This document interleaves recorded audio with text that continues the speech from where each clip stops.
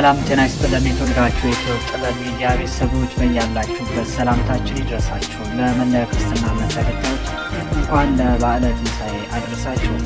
የዕለቱን መረጃዎች ወደ እናንተ ተመልካቾቻችን እናደርሳለን። ቤቱን ላይክ፣ ሰብስክራይብ በማድረግ ያበረታቱ። በቅድሚያ አርዕስቶቹን እናደርሳችኋለን። አብራችሁን ቆዩ።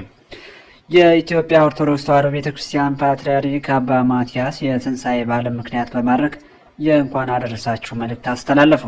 በፓኪስታን ሲካሄድ የነበረው የአሜሪካና ኢራን ድርድር ያለ ስምምነት መጠናቀቁን አሜሪካ አስታወቀች። የአረብ ሀገራት ከኢራንና ከእስራኤል እንዲመርጡ ተገደዋል ተብሏል።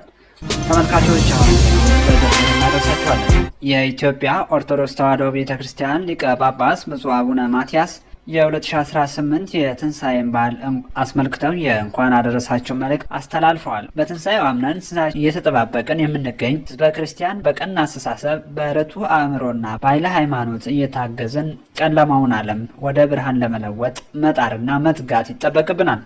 የጨለማው ዓለም መንፈስ ሊያጠፋን ካልሆነ በቀር እንደማይጠቅመን በተጨባጭ የምናውቀው ነው።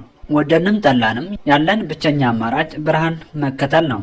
ዓለም በክፋቱ ያጨለመባቸውን ወገኖችን ጦማቸውን እንዳይውሉ ካለን ከፍለን የተራቡትን በማብላት የተጠሙትን በማጠጣት የታረዙትን በማልበስና የዕለቱ ደስታ ተካፋይ እንዲሆኑ በማድረግ ቀኑ ለሁላችንም ፍጹም ብርሃን ሆኖ ይውል ዘንድ ክርስቲያናዊ ግዴታችንን እንድንወጣ ጥሪያችንን በእግዚአብሔር ስም እናስተላልፋለን።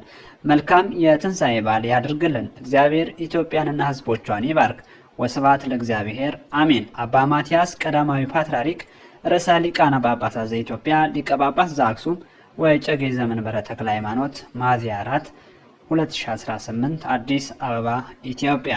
ተመልካቾች ቀጥለናል። በፓኪስታን ለ21 ሰዓታት የተካሄደው የአሜሪካና የኢራን ድርድር ያለ ምንም ስምምነት መጠናቀቁን የአሜሪካ ምክትል ፕሬዚዳንት ጄዲ ቫንስ ገለጹ።